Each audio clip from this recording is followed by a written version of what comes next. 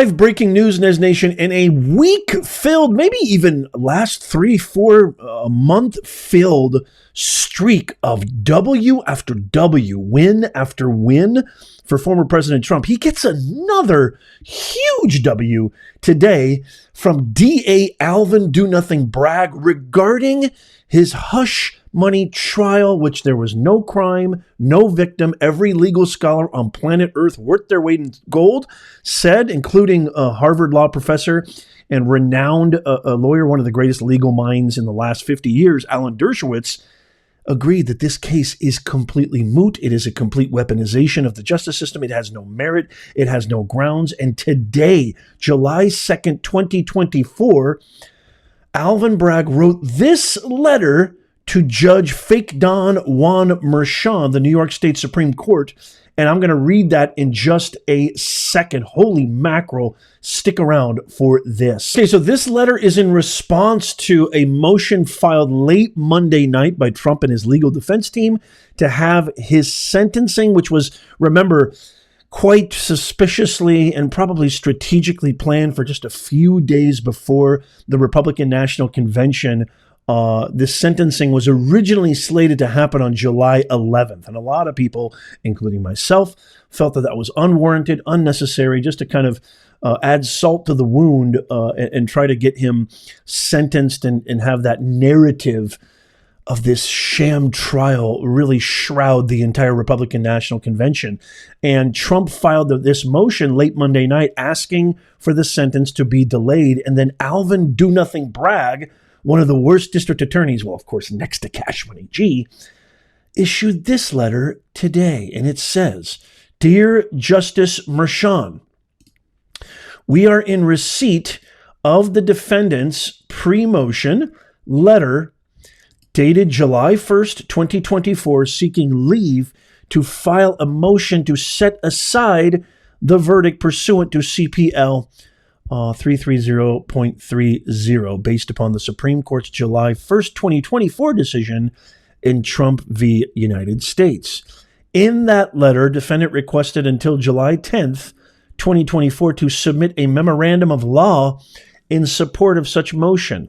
While defendants later states that he does, quote, not object to adjournment of the July 11th, 2024 sentencing date, his request to file moving papers on July 10th is necessarily a request to adjourn the sentencing hearing currently scheduled for July 11th, 2024, pending resolution of the motion. So basically, just to kind of get through all the legal talk, in layman's terms, we hear Trump and we agree. Although we believe defendants' arguments to be without merit, which this is panic mode. This is panic mode. We do not oppose his request for leave to file and his putative request to adjourn sentencing pending determination of his motion. We respectfully request a deadline of July 24th, 2024, 2 weeks after defendant's requested deadline to file and serve a response. That is from DA Alvin Bragg's office. So just to kind of give this even more context, okay, again, Trump on Monday moved to overturn his criminal conviction. Okay, this was just yesterday after the U.S. Supreme Court ruled that a former president has substantial immunity for official acts committed while in office. In a 6-3 decision, the court narrowed the case against the former president and returned it to a trial court to determine what is left of Special Jack Smith's sham indictment. Bragg charged Trump, remember, last year, and after a 6-week trial, a jury found him guilty on all 34 counts of falsifying business records. In the first degree, Trump had pleaded not guilty. Trump sent this letter to Merchan Monday night asking for permission, this is really important, to file a motion to vacate the jury's Manhattan verdict and asking for a delay of his scheduled July 11 sentencing. To file a motion in New York, defense and prosecution must first request permission from the judge in the case. Bragg today, on Tuesday, responded to that said request, okay? And we are in essentially what I just read to you. And so Trump's sentencing was previously scheduled for July 11th, just days before, where Trump is expected to be formally nominated as the 2024 Republican presidential nominee. Now, why this is important is because I want to go back to the 6-3 decision by the U.S. Supreme Court. So those of you that don't know, and I did an entire video breaking this down yesterday, the Supreme Court essentially heard the case and agreed that the president is afforded the right to some immunity, even though the Democrats are panicking left and right, only regarding official acts. Okay, so not unofficial acts. And even those unofficial acts, if they're on a personal level, can still be charged and prosecuted against, even while his title is still the executive commander-in-chief, president of the United States. But this is all adding up based on the absolute catastrophe of Biden's performance on Thursday night's debate. The fact that the entire left-wing media, in almost a coordinated, concerted, strategic command from on high, has now turned their back because they devour their own. They don't give a rat's ass about you, me, their own. They'll do anything to retain power. They have completely turned and betrayed Biden. They have completely flipped the narrative. These same people who on their high and mighty righteousness perch look down upon the rest of us peasants. They literally refer to us and think of us as serfs, as peasants who know nothing. They think of us, they have zero respect for our intelligence. They insult our intelligence time and time again. They have been lying to us. They have been telling us not to believe our eyes, not to believe our ears. In the words of George Orwell, that is their last and final solution, their last command. They've been telling us for how long? He's sharp as a tack. Oh, he's astute. He's judicious. I met with him time and time again. I had a 4-hour lunch with him.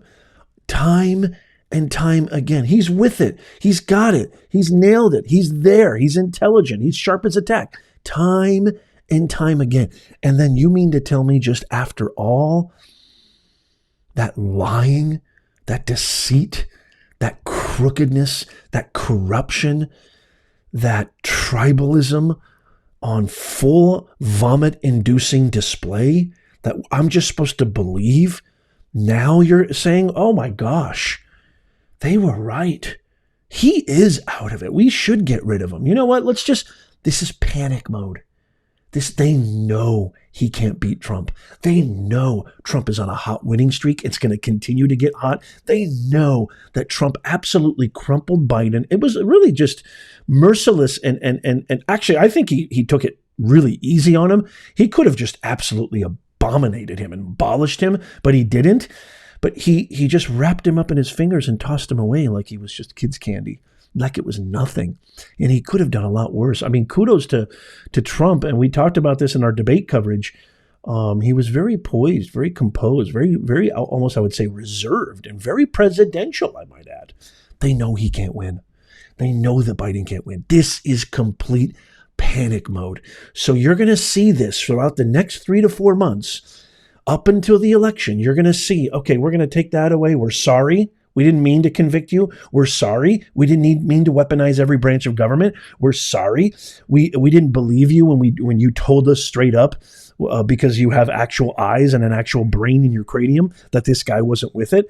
They're slowly but surely going to backpedal in this embarrassing travesty of a way to somehow curry favor, to somehow lead up to ousting Biden, getting rid of him, and it's all for one reason, not to serve you. Remember, they're servants. They're public servants. They work for us. Not to serve you, not to serve me.